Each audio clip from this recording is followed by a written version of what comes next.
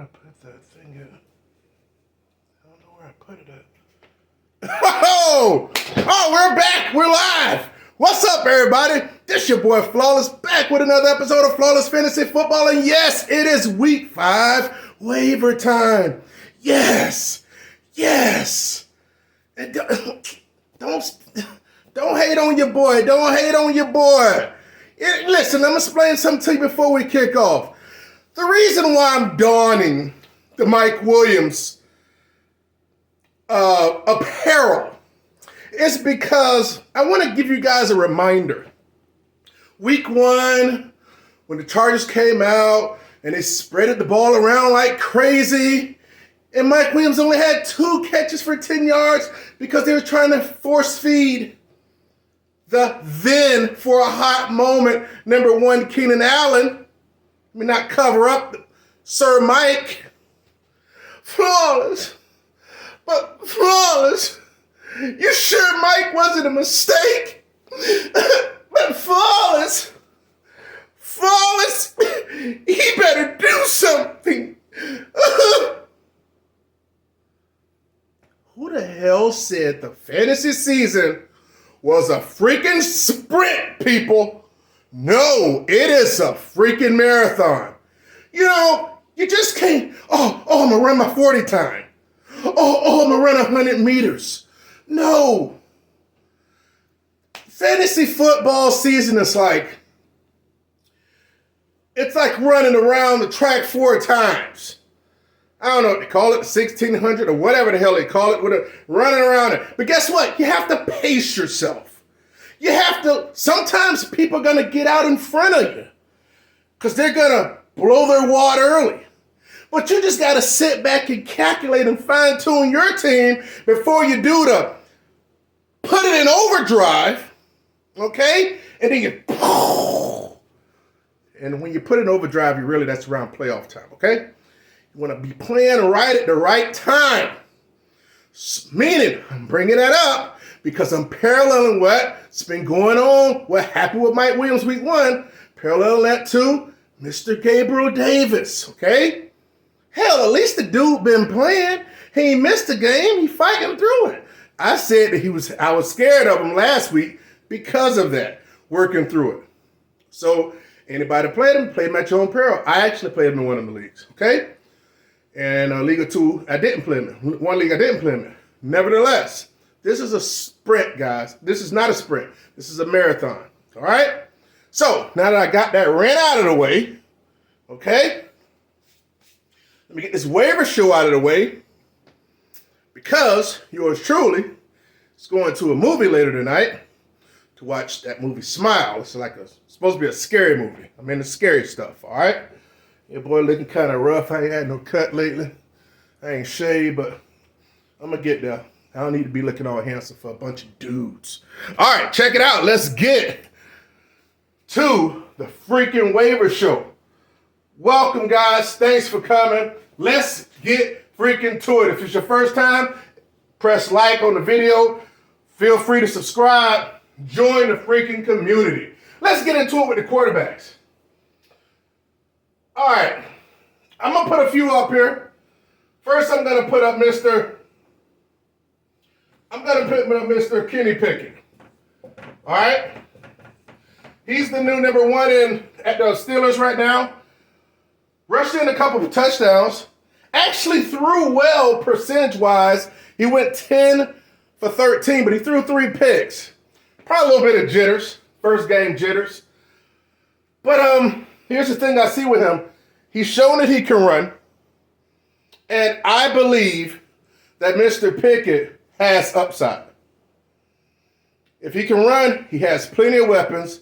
He has Deontay Johnson-Claypool.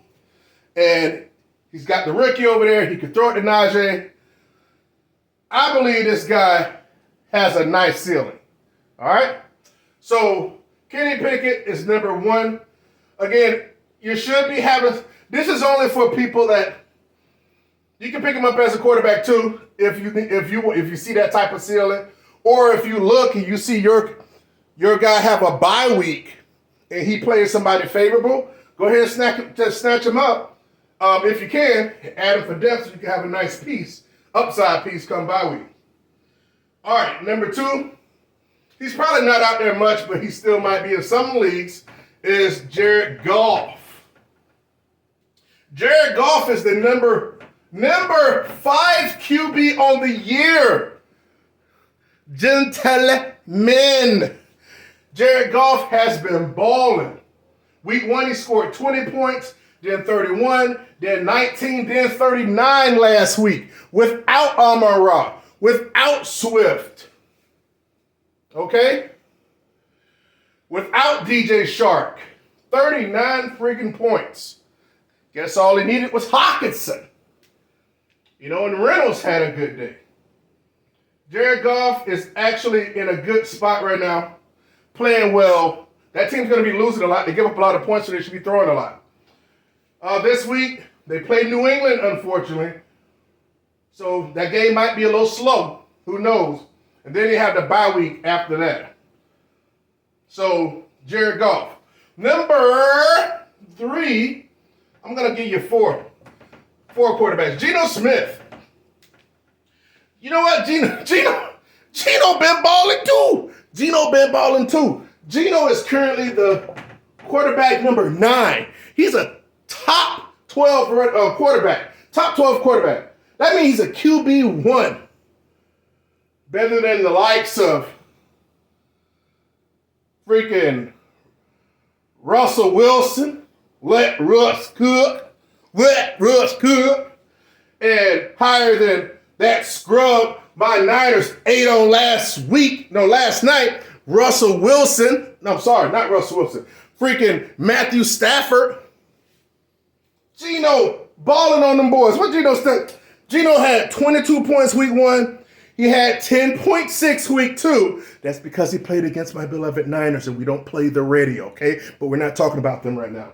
So he had 22, 10.5, and 25, then 37 last week. Y'all gonna stop playing with Gino, okay? Stop playing with Gino.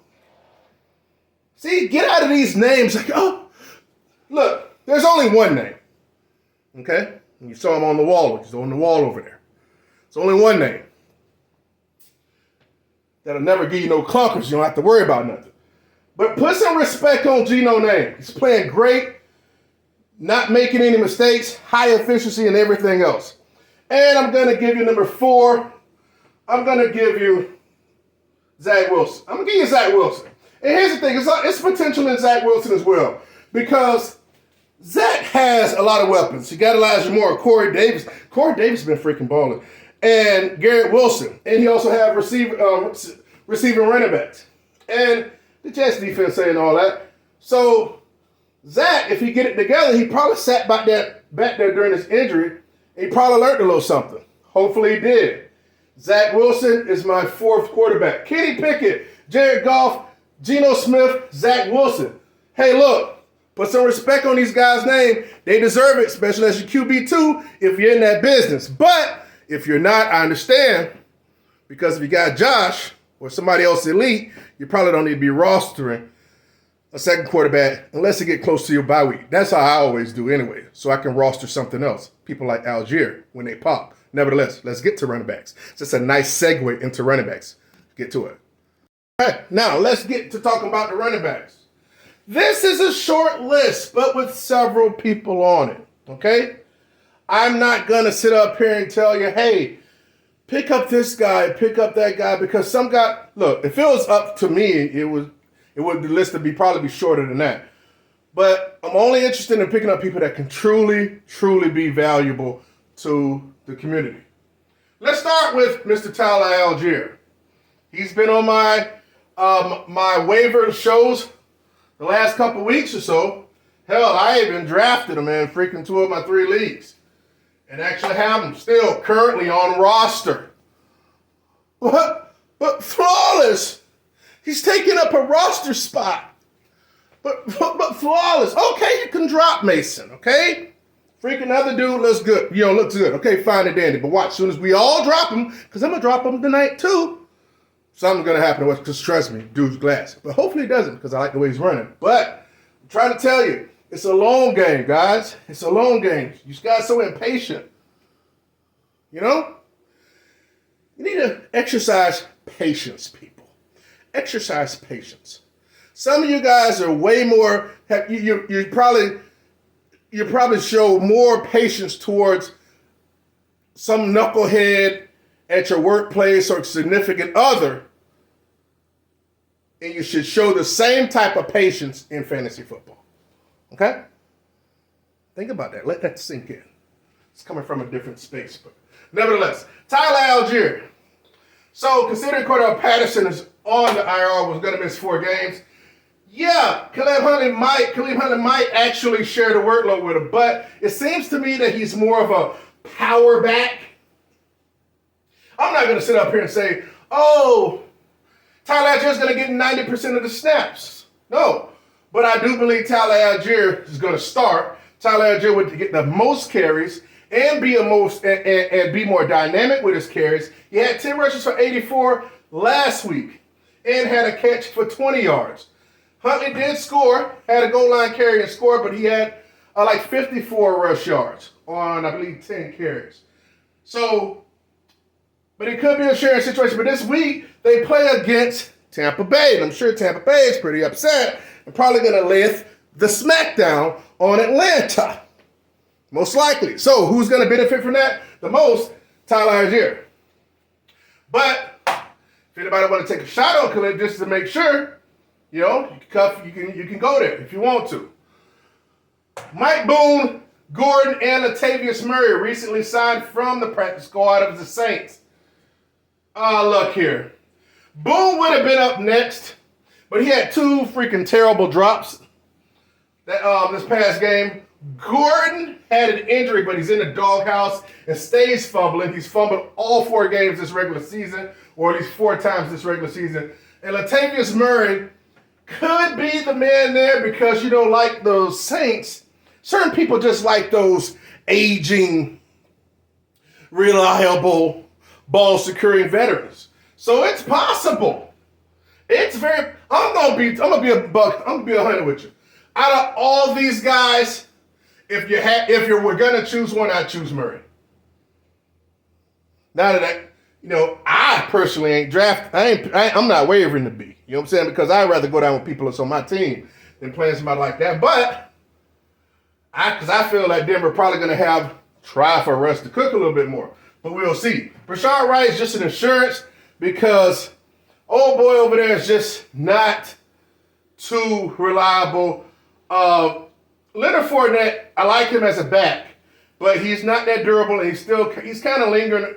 You know, I don't think he's 100% healthy now. But Rashad Wright, he's a receiving back as well, but he's next up, and he can have a great role having the majority if something happens to Leonard, when something happens to Leonard, because he never plays a full workload of games a season anyway. Let's go to the wide receivers. If you haven't already, hit the like button, man. Just chill real quick. A little somber time. A little quiet time.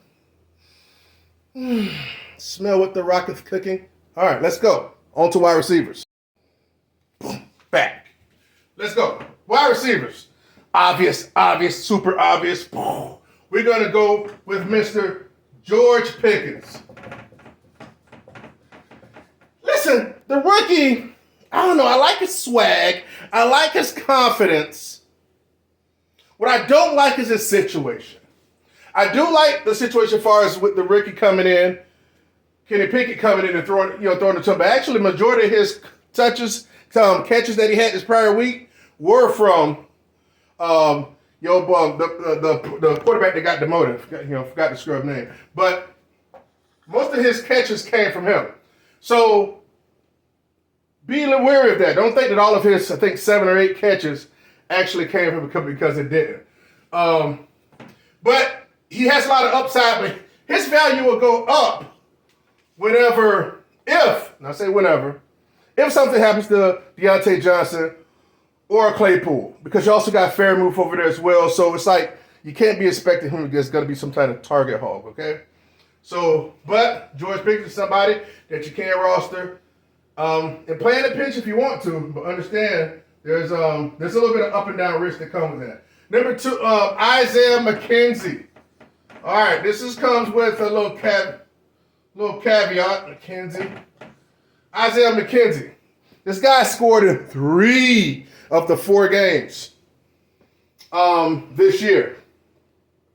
I like Isaiah Mckenzie. That dude's, he can pop. He has explosiveness. He can give you some strong weeks. Only bad thing is he had a concussion this week. So I believe, it's my belief, that he won't play this week when Buffalo plays Baltimore, I believe. Yes. No, they just played Baltimore. Whoever they play this coming week. He likely won't play just because of all that concussion stuff and what went down with Tua. So I think he'll actually miss this week. We shall see, because I believe they'll be cautious. But if not, even not, you can still pick him up as somebody that you can play as a strong flex. So he had 4 catches for 21 in the TD versus Baltimore. So Isaiah Mckenzie is somebody that you can actually play for the long haul, considering Crowder actually got injured and has a broken ankle and is out for the year. Number 2. Nobody I'd ever play, but Robert Woods. I got to give him some love real quick. Robert Woods for Tennessee. The guy actually, he put up, 4 for 30 in the TD versus Indy. Plays against Washington week 5. Traylon Burks actually got hurt. He's going to miss some time with turf toe. So he's going to be the de facto number 1.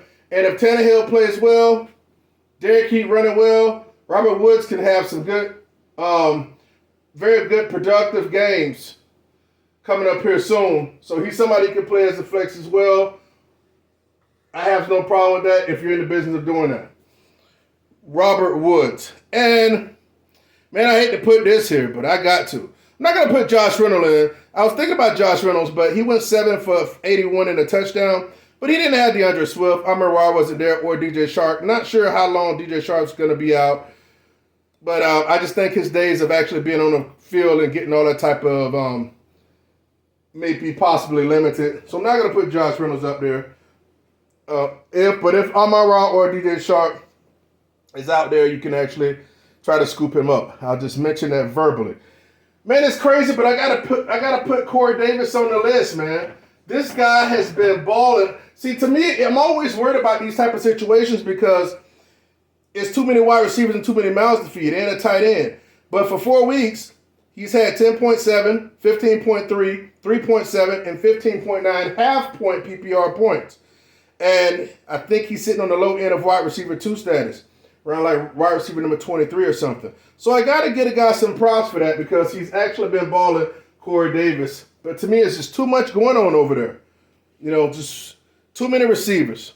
But he's been producing. I'm not going to take that away from him. Corey Davis. Your wide receivers for this week. Waivers you can pick up. George Pickens, Isaiah Mckenzie, Robert Woods, and Corey Davis. Just a second.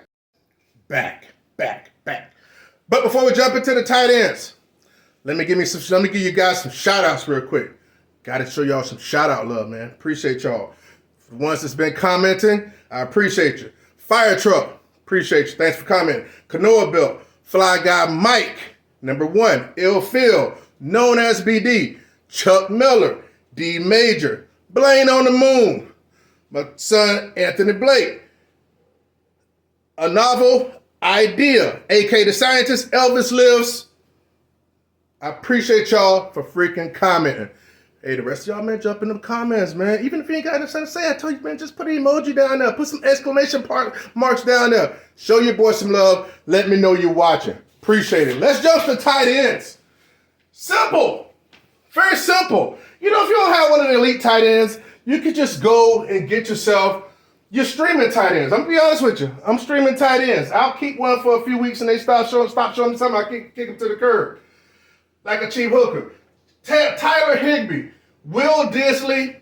Let's start with Tyler Higby. That dude is actually the tight end number 5 in half-point PPR. That's saying something because I bought into Tyler Higby one time and the sucker duck ain't do much. This was another year. But previous year. But he's balling this year. It's either Cup or him. So good for him.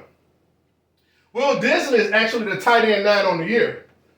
He's scored 3 out of the 4 weeks. He's been a top 7 tight end. That's saying something.